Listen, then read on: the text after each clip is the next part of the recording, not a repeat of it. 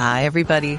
You're listening to Radio Cherry Bombe, and I'm your host, Carrie Diamond, coming to you from Newsstand Studios at Rockefeller Center in the heart of New York City.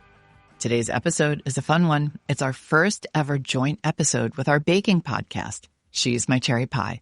If you're not familiar, it's a great show hosted by baker, author, and sweets lover, Jessie Sheehan. The show airs on Saturday mornings, and Jessie talks to some of the best bakers and pastry chefs around. It's a delightful show that I find both relaxing and informative. If you love to bake, or if you just love baked goods, it's a must listen. Every now and then, Jessie and I both want to interview the same guest. So we flip a coin. No, I'm kidding. We don't flip a coin. We try to decide who is better for which show. But in the case of today's guests, we couldn't decide. So we're running this episode on both podcast channels. The amazing guests I'm talking about are Connie McDonald and Pam Weeks, the co-founders of Levain Bakery, the beloved bakery known for its big, beautiful cookies.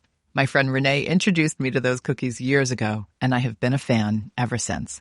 Connie and Pam pivoted from their careers in fashion and finance and opened their first shop on the Upper West Side in 1995. Back then, their specialty was bread. The cookies, it turns out, were a bit of an afterthought.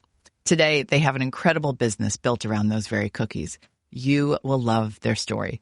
We talk about Anthony Bourdain and Amanda Hesser and their connection to Pam and Connie, their early bread business, their big pivot to cookies, and most importantly, why community is everything to Levain.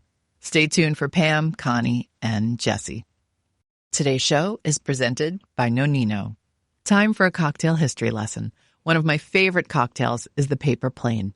It's balanced, tart, juicy, slightly bitter, and distinguished by its signature bright orange color.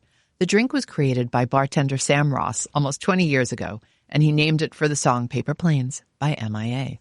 I'm not sure how long it takes for a drink to be considered a classic, but the Paper Plane is most definitely a modern classic. One of the essential ingredients of a paper plane is Nonino Amaro. This legendary Amaro is crafted by a family distillery in Italy that has been led by women for 6 generations. In fact, the Nonino Amaro recipe was created by the family matriarch Silvia Nonino and updated in 1992 by 3 of her granddaughters, Elisabetta, Antonella, and Cristina. Their version of the bittersweet herbaceous Amaro is the one beloved today by bartenders and mixologists around the world. So the next time you're at your favorite cocktail bar or lounge, ask for a Nonino Paper Plane and taste the story for yourself. Follow Nonino Amaro to stay inspired, or to share the best place to enjoy a paper plane. And don't forget, always drink responsibly. Today's show is also presented by San Pellegrino.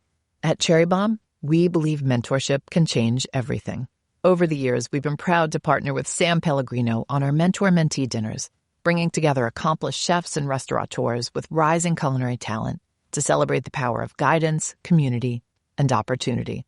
San Pellegrino's commitment to mentorship extends far beyond the table through the San Pellegrino Young Chef Academy. Home to one of the world's most prestigious competitions for young chefs, the Academy offers professional development and meaningful connections with some of the most respected chefs and culinary leaders in the industry. Through webinars, workshops, and local events, young chefs gain the tools, support, and inspiration needed to help shape their careers. You can learn more and follow the 2026-2027 competition at sanpellegrinoyoungchefacademy.com. There, you can meet members of the local juries, discover past winners, and explore San Pellegrino's new vodcast, sparkling conversations around the table, featuring culinary stars like Nikki Nakayama. Episodes are available on Spotify and YouTube. Every great chef is someone who believed in them, and every culinary career starts with an opportunity. And sometimes, all it takes is one mentor to spark what comes next. Now, let's check in with today's guests. Connie and Pam, so excited to have you on She's My Cherry Pie and to chat Levain Bakery with you and so much more. Oh, thank you so much for having us. We're so excited to be here. So you each grew up in very different kinds of food families, which we're totally going to unpack. But to start us off, can you each share your earliest memory of baking something? Pam, can you start us off? Well, I think my earliest memory of baking something was actually a disaster because I think I was about 8 years old and my parents must have been out somewhere and I thought, I'm going to make a pie. And it was a total disaster and I didn't want them to know I had done it. So I ran out and I put it in the woods so no one would see, which is like, I don't know. I love that. And then everyone could smell it. Like, what happened? Yeah, what happened? Forgot? What happened? Mine was a disaster, too. I didn't bake very much growing up at all. And I do remember, I guess I was trying to make a cake, like a birthday cake for maybe my mother. And I used granulated sugar to make the icing. And it was just, I couldn't understand what was wrong with it. I had no idea. Yeah, it was just a disaster. At that time, we didn't realize, or I didn't realize, that nothing is really that much of a disaster, you know. Connie, what about an early baked good eating memory? Could be something like you bought at the gas station or in Brigham's. I remember, and Pam was there, so it's not really that early. Yeah. But that's how few baked things we had in my house. But Pam and myself and a couple of friends drove upstate to go to a triathlon in Tupper Lake. And I remember we stopped to see my mother on the way up there, and she gave us lunch or something, and then she pulled out these Hostess cupcakes thing, and they were kind of cute because they already had a bite taken out of them. So I was just like, wow, this is, everyone was just like, they were wrapped in the plastic, but they had that little bite taken out. Yeah. Oh, I loved toast. When I was little, I loved toast. Oh, yes. What about you, Pam? Well, my mom she made cookies for us. We always had like a dessert after dinner. It was usually like a cake or a pie or something like that. So that made me just really want store-bought things. So I remember being in the supermarket and those Hostess cupcakes, the chocolate with kind of the pink marshmallow. I would beg her to buy those. Yes. Are they snowballs? Yes, that's what they're called. Yes, I love a snowball. Yeah. Pam, you are famously a huge dessert eater. You loved baking as a kid, came from a food-obsessed family.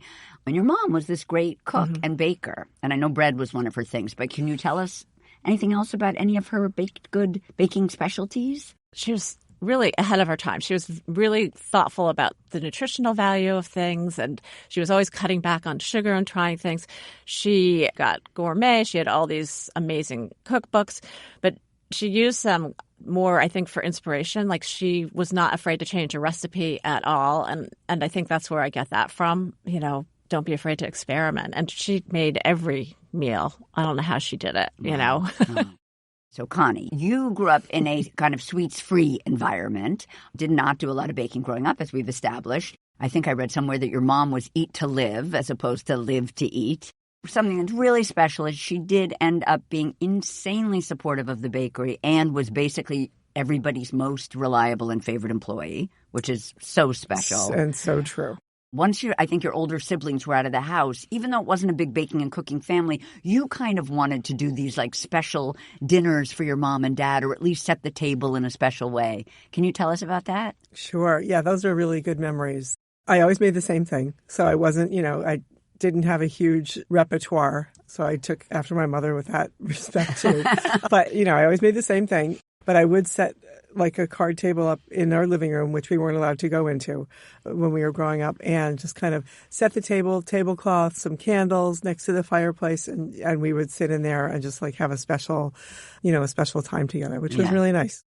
Food and baking really came much later in life for you. And just can we have a little shout out to Woody Harrelson? Because one of your first restaurant jobs, right, when you were waiting tables? My first job in New York City. And Woody was a fellow. And he was a runner. Oh, my God, I love it. Yeah, it was really funny. It was great. I love that. So you guys first met in the late 80s. Pam was working in fashion for Norma Kamali. Connie was working in finance, and I have labeled you as the most unsuccessful finance bro ever. Which Very accurate. Which I think is that how you describe yourself. I didn't wear a vest, but other than that, yes, I'm very accurate. There was no like Patagonia, whatever they wear. Pam, tell us about, I think they were at the Y, these morning swimming classes where you guys met. There happened to be a whole group of us. We were all about the same age. We were all around 25. Was mostly men, actually.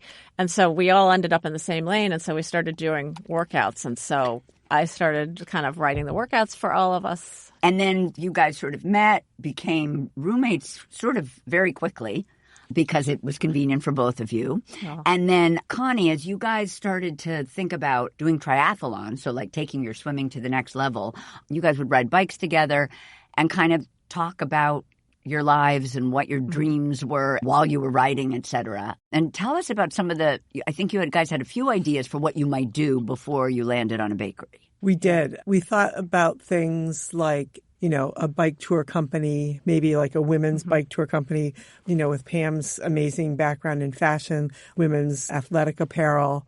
We had a name that was Lululemon. I'm only kidding. But that's such a good name. Exactly. We also weren't thinking that we were going to do something together originally. Oh, so interesting. Yeah, kind of you were just both saying what you like were. ideas Yes. that we had. Yeah. Yeah. Just kind of bouncing ideas off one another. Yeah. But clearly it was the shared idea that we both felt as though we wanted something of our own. Right. Yeah. Also, because triathlons play a big role, like the catalyst for the Levain cookie empire, in a sense, just for the unsporty amongst us, will one of you remind us what a triathlon is? Sure. It's a 3-sport event. Okay. It's Hence always the tri. Exactly. Exactly. It's always a swim. Well, usually always a swim, a bike, and a run. They vary in distances from a sprint, which could be a 500-yard swim, a 10-mile bike ride, and a 3-mile run, up to right before we opened the bakery, Pam and I completed, so we've done like all different distances, but we completed Ironman, which is a 2.4-mile swim, a 112-mile bike, and a full marathon. Wow. When did you say you had done that? 1994. Wow. So before you guys opened? Yeah. Yes, the year before. Wow. Yeah. That is insane. Yeah. It was really fun. We were part of Yeah. a team. And that's, the men that we were swimming with really got us into it. And then we kind of ran with it. Yeah. Today's show is presented by Fisher and Paykel. Let's talk about your kitchen personality. Maybe you're all about slow roasts and playlists, big baking projects on a weekend, never following a recipe, or following them to the last 1/8 teaspoon of salt. You know who you are. However you show up in the kitchen, Fisher and Paykel is designed to meet you there. Founded in Aotearoa, New Zealand, and shaped by a deep respect for nature, Fisher and Paykel is a product design company that has spent more than 90 years rethinking the role of the kitchen. In fact, they've been talking about the social kitchen for decades. This idea that the kitchen isn't just where meals happen, it's where life happens.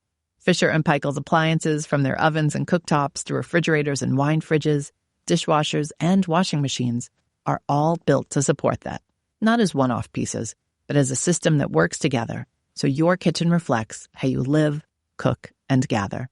Fisher and Paykel for all your kitchen personalities. Learn more and find your perfect appliances and lots of kitchen inspo at fisherpaykel.com. Connie was eventually fired from your finance job, and you went to culinary school and discovered literally on the first day that you loved baking bread. You had an aha moment around bread. Yeah. So, when I got fired, I thought that something has to change, and I had been cleaning up at parties and bartending and doing cooking. And, when people asked, do you do this? Of course, my answer was yes. And whether I knew how to do it or not, I just did it. When I decided that I had to do something different, I thought, well, maybe I could be a caterer. So I had seen this cooking school which was on the block where I lived, and I would pass it on my way to the subway, and you could see them upstairs, and it looked so great. And I enrolled there at Peter Kump's New York Cooking School, it was called, in the culinary program. And so every student had to bake bread for the school for a week, and I'd never baked bread before. They gave you a recipe. It was a very, very simple, just like straight yeasted dough. Most people really just hated it, dreaded it. And I did it. Yeah, I fell in love with it. I love that. And I also love that Peter Kump was on your blocks. You're like, oh, I'll go here. I know. I know. Because that's what became ICE, yes? Yeah. Exactly. Yeah. After he passed away, yes. You guys were buddies at this point. Were you surprised with Connie's right turn into culinary? A little bit. Yeah.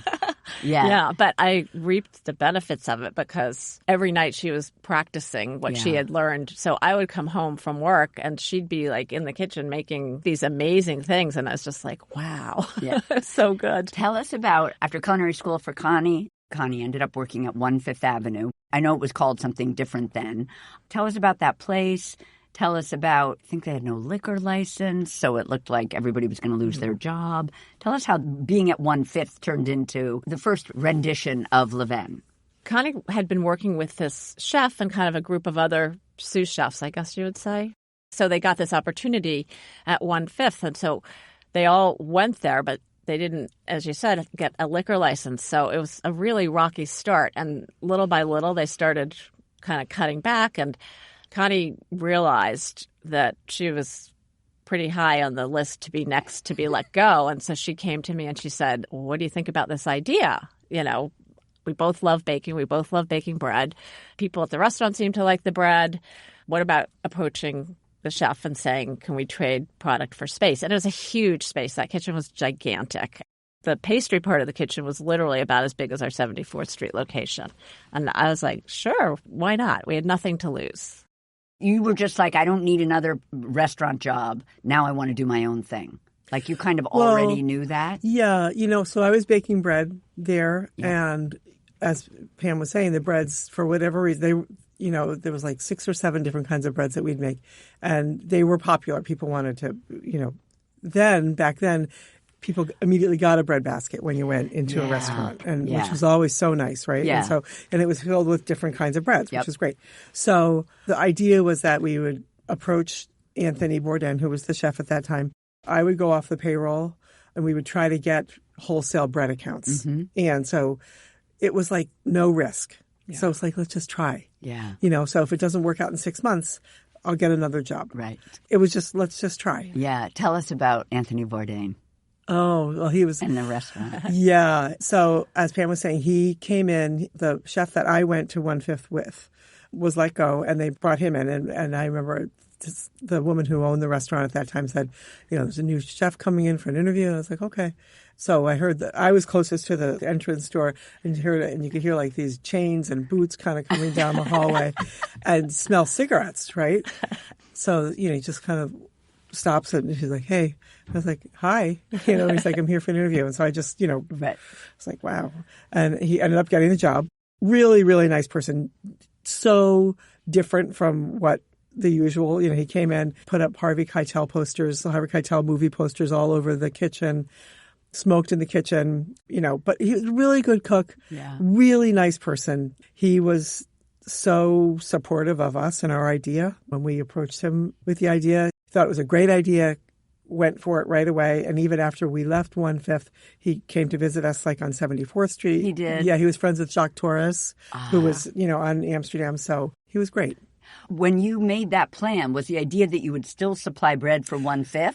Yeah, so we bartered. We bartered. Wholesale, exactly. Right. We bartered. We gave them their bread and then we bought our own supplies in the meatpacking district over there. And I kept my day job, so we had. Yep. I was going to ask you about that. Did that feel strange? Like Connie was doing the baking and then you were still with Norma, and then you would like come at night and then on the weekends. Yeah. It felt a little strange, but it was, we needed to have some cash flow. Really, we had to, because we didn't have huge savings. And that's why this was such a great opportunity, to kind of see if this idea had any viability. Yeah. And at this point, you had no plans to like expand and maybe we should do cookies. You were just like, we love bread. Let's be a bread bakery. We made the cookies for ourselves, but we had no. We are going to talk about that. That's so good. Yeah. When you opened the first Levain in 1995 on 74th Street, you guys sold 7 different kinds of bread and coffee. Mm-hmm. Can you tell us about the different breads if you remember? And also, Connie, were you doing all of the development? Like, how did that work? We did it together. I think we both really love that part of it, but in the end, we kind of had to divide and conquer, and we were pretty good about doing that. You do this, I'll do this. We made 3 types of semolina. We made a seeded semolina with black and white sesame seeds, an olive herb semolina, and then a semolina raisin with a cornmeal crust. We made whole wheat raisin walnut, which we still make, a whole grain that we still make. We did sourdough, which we've just started making again. Yep. We also did a bunch of focaccias, which were so delicious. Yeah. This is a good story. Although now that you're telling me that you actually have restarted sourdough, but Connie, will you tell us about the decision to stop making sourdough, which I think involved like a car where the starter went everywhere and maybe a spill on the bake. Tell me about that. At this point, we had opened our location in Wainscott, which is out on the east end of Long Island, and I was driving out there I guess it must have been like a Thursday afternoon to go for the weekend to start getting ready. And I had the starter in the backseat of my car. The starter was on thin ice anyway. Because, had it already spilled all over the floor of the bakery? and it's really challenging when you're not the only caretaker, when Pam or I aren't the only caretakers of the starter, and people wouldn't feed it. It would get sick, and then we'd have to... So anyway, it was already on thin ice. Yeah. And then I stopped short and the starter just went everywhere in my car. I think that was the RIP. Yeah. Of Can the I just starter. say, just when a little bit of it spills in your kitchen or is on your clothes, it's bad. Yeah. I can't even imagine it covering your bakery floor, as I know it did once, Yes. and also a car. Yeah. Like a car. Yeah. Oh, my God. All right, we're jumping around a little because Wayne Scott came after what I'm about to ask you guys. But tell us about, I think you had a friend who was working for Williams-Sonoma and suggested you guys maybe enter one of your breads in sort of a contest to become part of, I assume, the Williams-Sonoma like gift catalog where you could order through Williams-Sonoma. So, Connie, tell us about that. So, yes, my very good friend, Donata, was a marketing person at Williams-Sonoma in San Francisco and called us and she's like, you guys should really submit something for the Easter catalog and just see what happens. We're really excited by the idea and kind of came up with, it was almost like an Easter panettone kind of, right? It's a pretty classic Italian Easter bread, I think. I was never a real candied fruit person. I love it. She loves it, but I can't. Yeah. Candied fruit. Yeah. So anyway, we kind of made our own festive rendition of this, and it was really delicious. It's really good. So It's so good. pretty. It's a braided loaf. Yeah. Beautiful. We submitted it. There was some interest, and then so Donata calls us and said, you're kind of in the finals for getting this bread in the catalog, but there's one problem. They need a bread. We're having a meeting to decide tomorrow. And we're like, and they're in San Francisco. Pam was like, well, we have to do this. And so she looked into getting a courier, like overnight FedEx. And it was definitely in the many hundreds of dollars to do that, which is totally out of our budget. But we decided to do it, right? Yeah. We ended up doing same day. Same day. Yeah. So Does that even exist anymore? I don't know. I think it does. But I can't imagine what it costs now. It was, I want to say it was like $300 or $400 then, which to us was a fortune. Right. So we arranged for the courier to come. Let's say they were supposed to come at like 6 a.m. Yeah. Right. So the bread is coming out of the oven at like 5, and we can hear the door at 1 Fifth Avenue open and close. It's FedEx. We're like, oh my God. We still have the mitts on because taking it out of the ovens. We're like, all right, well, just took it and threw it in a cardboard box, taped it up, and off it went. And several hours later, Donata calls. She goes, my God, you guys, it was like still like steaming when we opened it. They chose you. Yeah. So it was amazing. It's so good. So good. Shout out to FedEx. Yeah, exactly. Boom, boom. All right. I feel like I've buried the lead here, but Pam, can you tell us about the cookies and about what Connie did on that fateful afternoon when she put them on the menu?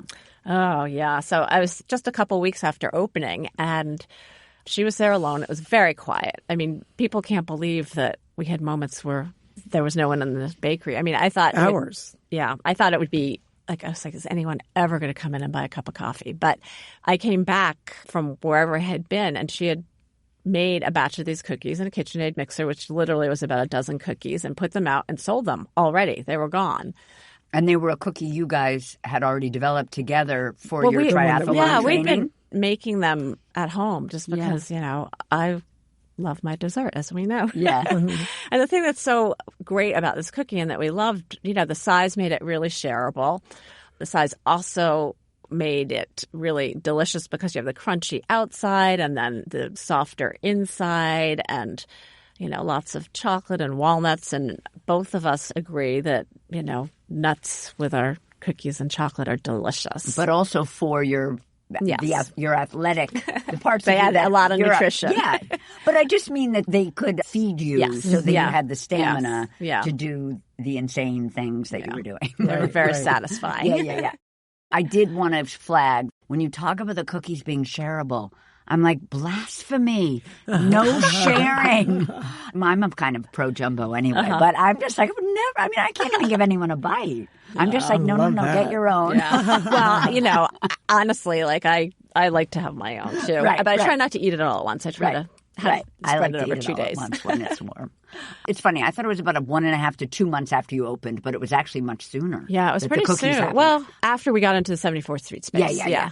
Connie, you made them 6 ounces, like you were weighing them even back then. Oh, maybe not. I don't think I was using weighing them. our hands. Right. But you were making them big. Making them big. Yeah. And it just turns out that they were that they were 6 ounces. Yeah. When we finally weighed So them. we never thought it was going to be a 6-ounce cookie. It was just Right. like, it was just like, how much? We were like, how much does this weigh? After we And decided I to also actually loved make that them. you hadn't even costed them out. So like you were charging like 75 cents a cookie.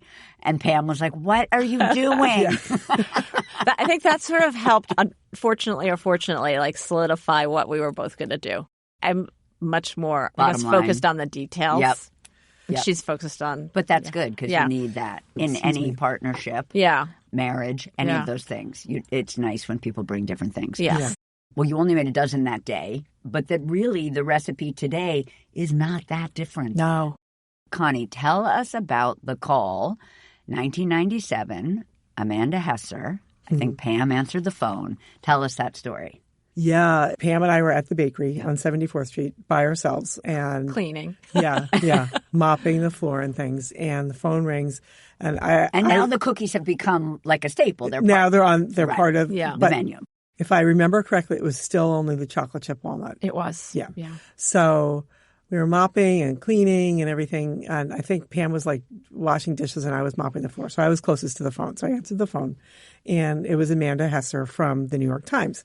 And at that time, Amanda was as pretty much unknown as we were. So much so that I thought she was selling us a subscription or an ad to the New York Times. I love that so And much. so she went on to explain that she was a food writer for the New York Times. She wrote the Temptation column, which was a big deal back then. Remember the food section was huge in the New York Times. I just on remember Wednesdays. Wednesday was like the Wednesday was most exciting day of the week. It was, yes. That and Sundays when it was the weddings. Yes. But yes. So she went on to say that she was including us, or her Temptations column that week was going to be about the bakery. Remind us what the Temptations called. Was it just like nice bites around the city? Is that what? No, it was kind of a review. Okay. And it was a relatively large piece. I don't know what you call it. It was like a... It wasn't just a 2-sentence Oh, I know. thing. Yeah. And so she just basically went on to fact check. So didn't elaborate as to what she was going to say in the article or anything.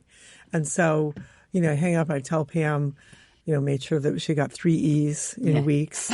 And so the next morning, or Wednesday morning, right? Yep. Wednesday morning, I said, I'm gonna go to the newsstand. And, Pam's like, again, not to be redundant, but said, if it's not, read it. And if it's not good, don't buy it. Yeah. Because we can't, we can't afford it. We can't afford it. And so, but it was really good. Aww. And so I bought like 4 copies, and it went on to say that, I think the title of it was like, from a tiny brownstone comes... It says from a small bakery. There we go. From a small bakery, a virtual mountain of a cookie. Right. So exciting. It was exciting. Oh, my God. It was so exciting. And, the phones started ringing right away. Everybody in the country read the New York Times. And we were getting calls from all over, Texas, California. It was really exciting. And people were like, how do I get these cookies? And luckily, because we had done that Williams-Sonoma shipping, we started thinking about, how can we start shipping these? So that was... the beginning well, of then that. Pam's wheels started turning. And I had no idea about websites, packaging, anything, and so she put all that together, the website, Yeah, I mean, it definitely, after that, so much PR, Unwrapped TV show. Well, that's the thing. It was still slowly, though. Right, Yeah. but it seems as though once the New York Times recognizes you and shows interest, all of a sudden it piques the interest of other outlets. Yeah. And that seems to be, it definitely got things. Then the Food Network was amazing back then, and all of those Food Network shows that they air over and over and over again was amazing. So people kept seeing it. Yes. I actually wanted to just ask about the Bobby Flay experience. So I think this is what he always does, but you guys didn't actually know that you were going to be competing with him when you were competing with him. You arrive at this venue thinking you're doing one thing, like, demonstrating or something, and then instead it's like you're competing with Bobby. But this is my question. If you're competing with Bobby in front of all these people and it's being televised, how did you keep the cookie recipe a secret while it was being televised as you made it? Or was it not We're good like at that. Or maybe, I guess you didn't have any packaging, so people don't necessarily know what it was. There's no enormous secret, which is kind of like what makes the cookie like so good. It's just like really basic ingredients. Simple, delicious. You know, a lot of people, which is great. It's the greatest form of flattery, right? That people are trying to figure it out, copy it, and they often make it more complicated than it really is. Yeah. I mean, let's talk about some of the cookie attributes just for those maybe who live under rocks. I think the most important thing, besides, you know, the quality ingredients and it's simpler than you'd think, is just the size is so key. Because it contributes to the crispy outside and the more molten inside. Yeah. And when you guys shaped them, you started, as you said, just like using your hand. We still do. Every cookie is still hand scaled. But you're still putting 6 ounces on a scale. We're still weighing it. But yes. back then you weren't even weighing it. You were just like eyeballing. Yeah, in the beginning. Yeah. But once we started selling, once I got involved, things changed real quick. And, you know, if we ever wanted anyone else to be able to help us, we had to make it. Of course. And I thought this was interesting. When you guys were developing the recipe, most of the tweaking and whatever was about maintaining the structure. You know, trying to make sure, like you would play with the quantity or the ratio of chips and walnuts, but mostly you just wanted to make sure that when you plopped it down on the baking sheet and put it into the oven, that it was going to spread a certain amount. You know, you need to spread a little bit, otherwise it's a hockey puck. But just enough that you still get a hump and you get all the yummy. Maintain that structure. Yeah. So, and you know what? This is sort of interesting too. So in the beginning, we just had the bread ovens. So we had to figure out how to bake them in the bread ovens, which was a were little 500 bit challenging. degrees, right? Oh, that you can't control the temperature. We couldn't turn it down because of the bread. And they were such old ovens that Yeah. it took to change a temperature on an oven that might be 70 years old. Yeah. It really takes, you pretty much didn't touch it. Yeah, we bought it secondhand, thirdhand, I don't know what, on the Bowery. And it was a little quirky. Like, it did what it did. And then eventually I read that you got your convection We oven. did. Yes. Yeah. But that was a long time after. Like in the 2000s? Yeah, definitely. I also thought this was interesting. Even though you guys, I think both of you love dark chocolate, bittersweet chocolate in bar form, etc., you really think semi-sweet is the best for your chocolate chip walnut. We do. And we actually, that was one thing. We didn't mess with a lot of things, but we did try different chocolates. Yeah. And we just came back to that. It was just, there's something really familiar and delicious and it just was right. It's funny. I feel like it's a slightly controversial opinion. I'm not a bittersweet chocolate person. I'm just not. Sometimes I will put it in a cookie, and I do enjoy that. I just love the idea that in the end, semi-sweet was best for these. Yeah. Up until 2019, you just had 4 cookies on the menu. The chocolate chip walnut, the oatmeal raisin, which I think you, Pam, maybe like for breakfast. Yep. The dark chocolate chip, which is I think of like a Valentine's Day, or that was Yep. And then the dark chocolate peanut butter chip, which I think was maybe your mom's recipe. Mom's recipe. Connie, tell us about creating the 2-chip chocolate chip cookie, which you held out for 25 years, but you eventually wanted to appease the people who said, I can't eat nuts or I hate nuts. Yeah, I mean, that was one of the customer requests that we had for, like you said, like 20 odd years. We felt badly for the people who were allergic to nuts, but the people who said they didn't like them, we were always like, just try one. If you don't like it, we'll give you something else. But I think that you're going to like it because it's not a nut cookie. It's not a nut-forward cookie. Right. Yeah. Right. And so, I don't know if I should say this, if we're going to say whatever. We had a private equity investment. Yep. This is what it took for Pam and I to finally change our mind. Yeah. And they were like, you don't have a choice. You have to do this. Please. They were very nice about it, but please, may we ask nicely. Yeah. Maybe please try. Added the dark chocolate to that particular cookie. Because we it's needed two types of chocolate. Yeah, we needed to have more going on. Yeah. You guys actually didn't even know if you would be successful or not for about 8 to 10 years. And then, in 2007, you finally turned a profit. And this comes up a lot in the book, which we're 100% going to talk about in about a second. But the location of the bakery, New York City, and now you're everywhere, but location and community, super, super important to you guys. So you stuck it out for all this time. And I loved learning that like all the neighborhood kids would like be your employees. I've never owned a business, but I could imagine you keep going despite maybe not making all the money that you had hoped you would because of this community that's holding you up. Right. We absolutely loved it. We were an actual safe haven. We had that in the door. And I'll never forget, not just for children and things, because it was always the place where a lot of children came where they could go in and make their first purchase by themselves and things like that. But also, I'll never forget, we were kind of a safe haven for everyone. And I'll never forget this one dog that had been... It was a rescue dog, Nicole, and she was always so nervous. And she finally became very comfortable with her owner at the bakery. But somehow Nicole broke off her leash one day and came running into the bakery. And like 5 or 10 minutes, and like 5 or 10 minutes later, her owner came in like, she's here, it's okay, So I think that was so heartwarming for Pam and I to, over and over again, we say this, that 74th Street was the goal, to create a place where we would work for the rest of our working lives, and to have it be so personally, emotionally satisfying, where the money really, honest to goodness, didn't really, I don't think, matter. I think that our philosophy is that if you create a great place to work, a great place to visit, a great product, then everything else falls into place. Like if you're focused on the community that you're creating, I think that things work out. Yeah. But I also think we were also kind of like a safe haven for our employees. Yeah. We had so many people come who just moved to New York, and for whatever reason, their families had kind of disowned them, or they're finding themselves.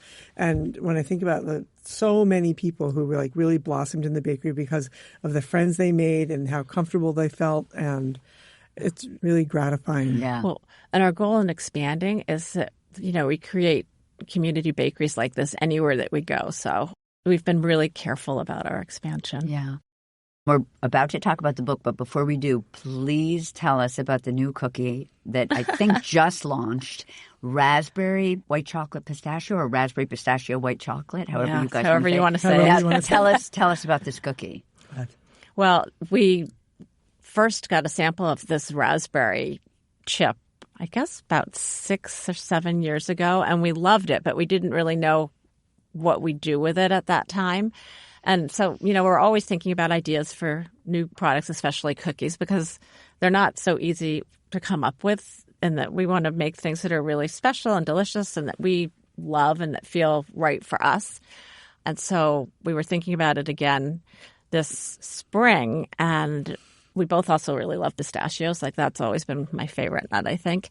And we started playing with it, and we came up with this idea, and we love it. We think it's so delicious. It's so beautiful. It's gorgeous, and you want to eat it. And we think it's as good as it looks. Yum, yum, yum, yum. Also, tell us about ice cream, which I think makes an appearance at the bakeries when the weather gets warm. Tell us about ice cream sandwiches. Yeah, ice cream has arrived at the bakeries, and it's great. I mean, one of my favorite things that I find kind of irresistible is our dark chocolate cookie with ice cream. It's just so good. So anyway, we have partnered in every market with a local ice cream maker, and we're doing ice cream sandwiches. It's like a mini cookie.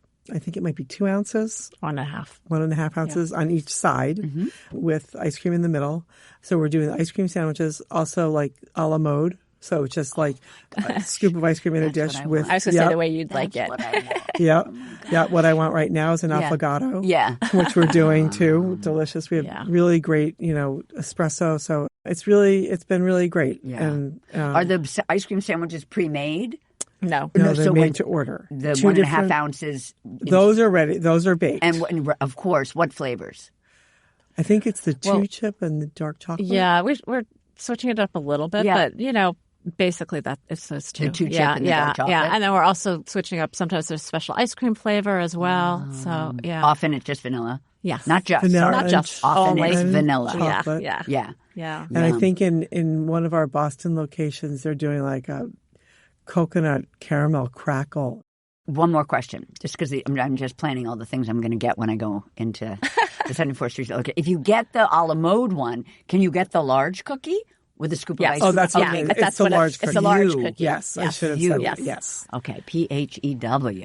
Okay, finally, tell us about your gorgeous book, Levain Bakery, A Story of Friendship, Community, and Cookies. I love the color, the blue color, which I know is your like branding color. I loved, what do you call this part of the book where like the edges of the pages are blue? Don't you love that? I love that Yes. little. That's what we call it. It's a really technical term, listeners. Exactly. It's called the edges of the pages. But I love that it's just like this blue masterpiece. But this is what I thought was really interesting. It's actually not a cookbook. I mean, there are 5 recipes in the book. 2 of them aren't on the menu anymore, or maybe never were. But it's like a coffee table book, in a sense. It's the story of the bakery. It's like a biography. Like a memoir or something. Yeah. Yes. Was that always the plan? Like you were always like, I don't think we're ever writing a cookbook, peeps. We want to just tell the story of what we've done. Well, the reason we did this book is to tell the story of the brand, because as we grow, it's impossible to stay as connected to everybody and everything as we once were when it was just a few of us at 74th Street. We were really encouraged to write a book about the story for our team members so that as new people came on board, if they didn't know us personally, they could read and understand why we do things the way we do. Right, because that is, in our opinion, the core of what makes the bakery different is the community and I know that word is overused, but it's real and it's what makes us different. And as we grow, we're doing everything we can to hold on to that. Yeah, it's really important. And what I think was so gratifying for the 2 of us in doing that is, in reaching out to people who we've worked with, who've been customers, and asking them if they wanted to contribute and be a part of it. Everybody said yes. And the things they wrote and said were so amazing. It's like, okay, what we did, like our life's work was meaningful. Yeah, the community is 100% a character in the book. Like it's all about their photographs of all of your employees, regulars, first customers, last customers. Like it's really special. Well, at one point I was like, we don't even need to say anything or write anything. We should just put all these stories in there. And so we tried to do that. Yeah. Tell me about the decision to self-publish. Originally, the idea was that it was going to be sort of an in-house brand book. So talk to me about that. So if it's an in-house brand book, why use a publisher? Just because publishers have distribution, what was the pro con? We didn't want to write a cookbook. Yeah. The feeling, as I understand it, is that a larger publisher, rather than not have published. So over the years, we talked to a lot of people. We met so many people. And we talked to a lot of people in the cookbook industry, and people came into the bakeries, and people always encouraged us to write a book. And we talked to them about it. For some people, really early on, it was clear they only wanted our recipes. And for others, they said, oh, no, you don't have to put recipes in. You can just write a book without the recipes. And then you'd get to a certain point, and they'd be like, well, if it doesn't have the cookie recipes, we're not going to publish it. By the time we had gotten to that point, we had also been approached many times by people who were interested in investing. And none of them were right.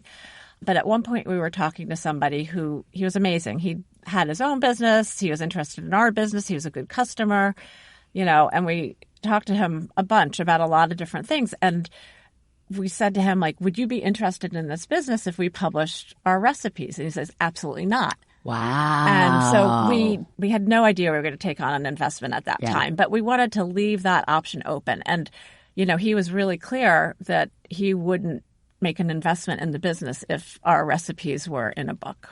So that, I think, was the thing that really ultimately was like, okay, we're not publishing our cookie recipes. It wasn't that it was like, oh, we can never publish our cookie recipes. But in the book, the recipes that we did include are things that we have or still do make at the bakery. And they are some of our favorite things. I mean, we don't make anything that we don't love. We were really excited to share those recipes. Yeah, like the whole wheat almond raisin roll. Yeah, and I love the bombe. I read that wasn't on the menu anymore. It's not, which is really sad. But that's a really fun thing. Like at the bakery, we made it with the seedless raspberry jam. But then for ourselves, as a bakery team, we always like to have little parties and things. Yeah. And we'd make them and fill them with different things. And Connie and Wayne Scott, one year with her team there, they would secretly fill them with different things. And you'd have to guess what was in them. Aww. So it's a fun. Connie, tell us about the family meal pizza recipe that's in the book. Is that something that you are making for a family meal? I mean, we used to make it a lot. Yeah. Like we used to, every weekend. Oh, so good. Yeah, we used to make it a lot. I love pizza. Yeah. And it's simple. It's just like a really great tomato sauce, really great fresh mozzarella and basil. we always used to joke that, sometimes it came in really handy as a pizza offering as opposed to a peace offering. Yeah. If you show up with a pizza, Totally. Everything's always going to be okay. You'll definitely make friends. Yeah. And the blueberry muffins recipe, which is in the book, which you guys still sell, that has a great origin story. Connie, can you tell us the origin story of blueberry muffins? It's so funny. We had just opened our location in Wainscott in 2000, and I'll never forget, because of construction delays and things, we had missed, and Wainscott is in East Hampton, so it's a very seasonal market, and it really was then. So we had missed Memorial Day. And so here we were, it's like the beginning of July, and we were kind of behind the 8 ball and things. And anyway, someone came in to the bakery and said, I read in Hamptons Magazine that you guys have the best blueberry muffins in the Hamptons. And I looked at Pam and I was like, we do. Well, we do. And someone, we don't have any and right one now. of our employees was like, we do. And we're like, we do now. And so Pam ran ran back. to big Kmart, got some muffin tins. Muffin tins and some blueberries. And we just took a recipe, took something out, and put the blueberries in. And to this day, it's still that same recipe. I love that. Well, I understand now why it couldn't be a cookbook in terms of investors, et cetera. Is that sort of the same reason why you guys don't share the recipe anywhere? Even before you were writing this book or et cetera, it's not like you can find the Levain cookie recipe on the Food Network or in Martha, or sort of same reason that you worried that investors... I'm not sure that it really investors so much. I just think that it was something that we thought was really valuable to us. Yeah. Well, and also people weren't so interested in recreating it early on. Like it wasn't a big deal that we weren't publishing recipes at all. People Right, but now it's so different. Now it's different. Well, And there was a very funny story, though. I think it was very funny. I'll laugh, I promise. We were participating in the South Beach Food and Wine Festival. And the idea was that Pam and I will go down there. We'll make cookies for like 3 or 4 different events, like Burger Bash, big things, right? Yeah. And we made them. Of work. We made them. We used the Ritz-Carlton kitchen in South Beach, and so the chef calls us and he said, "You guys, I'm going to order all of your ingredients so that you have everything when you're here." And so Pam was, always thinking, so she's like, "Well, I'll give him all the ingredients, but I'm not going to give him like the leavening." Yep. I'm like, okay, well, whatever. Yeah. Well, because that was always a debate. Like, what do you use? Yeah. Like, So she decides to carry the baking powder in her purse on the airplane and go through. I'm a carry-on. Well, whatever. In your carry-on. And go through security with it. Yeah. The white substance. Oh, my powder. gosh. Well, off she gets carted. Yeah. The gloves come on with the security. It was just very funny. It was like, well, there goes your... Yeah. Have fun. I guess I'm going to South Beach alone. Best kept secret. Yeah. That's hilarious. Yeah. That's hilarious.